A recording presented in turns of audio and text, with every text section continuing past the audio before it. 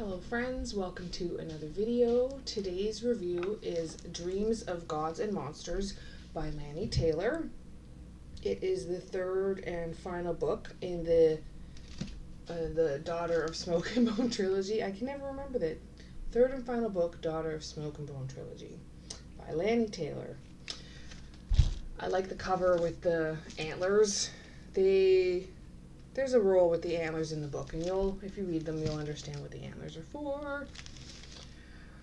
All three of the covers have this half a face with an eye. For the girls, half a face with an eye. I'm assuming it is Caru's face. I have no idea. Still all the same characters for the third one, with a couple of new people added. So like Caru and Akiva and Susanna and Mick, and Issa and Liraz and Hazael and Thiago and Ziri and Jael. I can never say his name properly. Jael. Jael. And the two new people, there's a few more new people, but the two main new people that they get added in is Eliza and Scarab, who play a fairly important role for a small side bit of what's going on in the book. I will read the inside. What power can bruise the sky? Two worlds are poised on the brink of a vicious war. By way of staggering deception, Caru has taken control of the Chimera's rebellion and is intent on steering its course away from dead-end vengeance. The future rests on her. When the brutal Angel Emperor brings his army to the human world, Caru and Akiva are finally reunited, not in love, but in a tentative alliance against their common enemy. It is a twisted version of their long-ago dream, and they begin to hope that it might forge a way forward for their people, and perhaps for themselves. But with even bigger threats on the horizon, are Caru and Akiva strong enough to stand among gods and monsters? This book jumps back and forth between the two worlds of Eretz, which is the Seraphim Chimera world, and Earth, back and forth.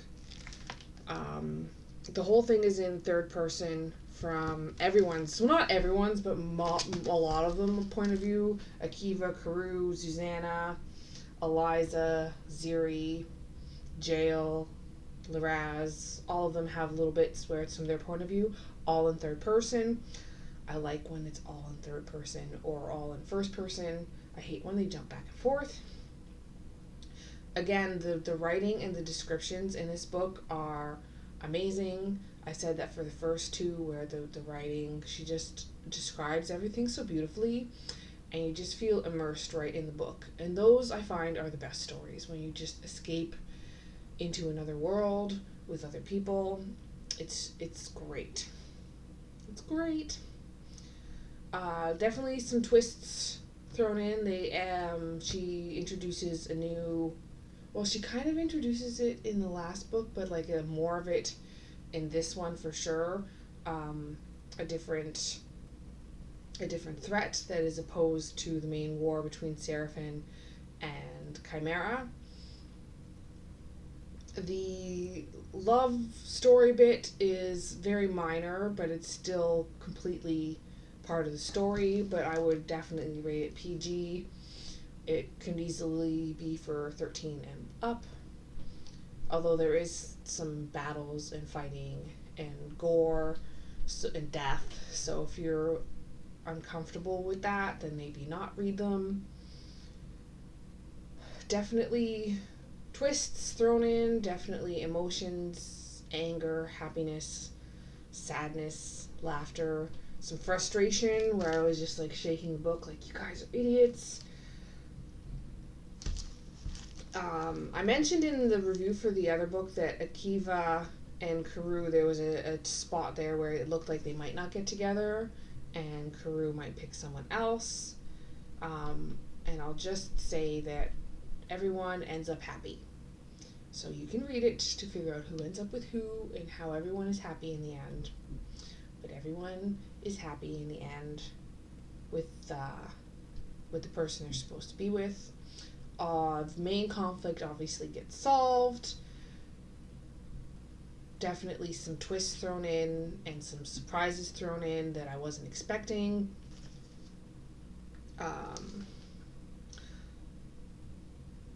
One of the twists has to do with Eliza and Scarab, that they're added. It's a different conflict to the main war and rebellion.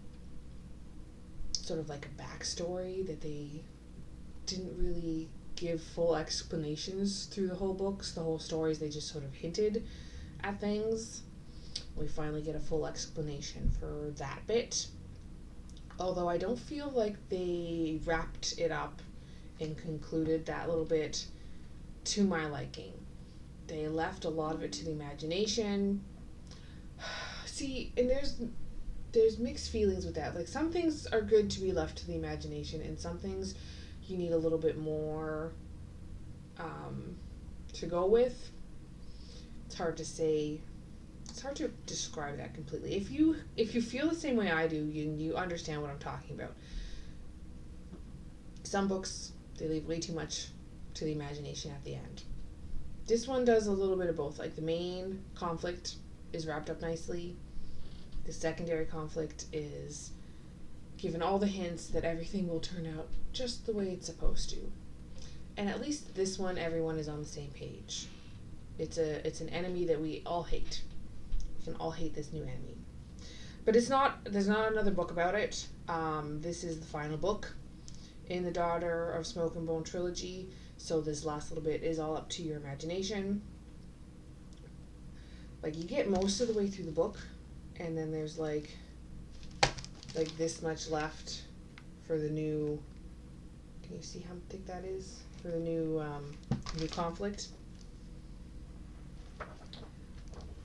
But lots of good descriptions. You feel immersed in the book. You can see the growth of the characters, how Karoo and Akiva learn from their experiences. Even Zuzana and Mick, their own little story intertwined in there. They definitely have a fairly major role to play in the book. I love those two. They're the comic relief for sure. Zuzana is the essential feisty sidekick. I just love her. Everyone needs a best friend like Susanna. I feel like I said that in the last book too. I don't know. I keep forgetting to look up other books that it compares to, that it doesn't come off the top of my head. Books it compares to. You can partially compare it to Sarah J. Maas. Not the ACOTAR, her other main series. And I don't have them here. Of course not. They're in my books that are packed that I don't have with me. The one with see, and I can't even remember the characters' names. Not her ACOTAR series, and not the Crescent City series. The ones I can't remember. That's so funny. I would kind of compare it to that a little bit. I'm trying to think what other books have like the rebellion kind of story in them, because it would definitely compare to anything like that as well. Do they compare it to anything?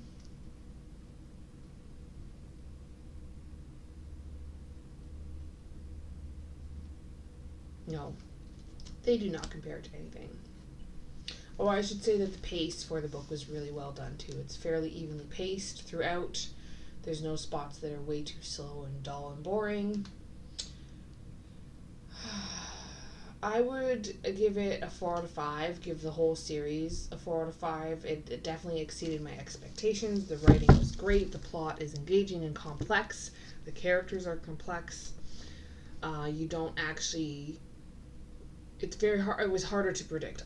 Me personally, I found it harder to predict. I also don't try to predict a lot of books. Definitely emotionally moving.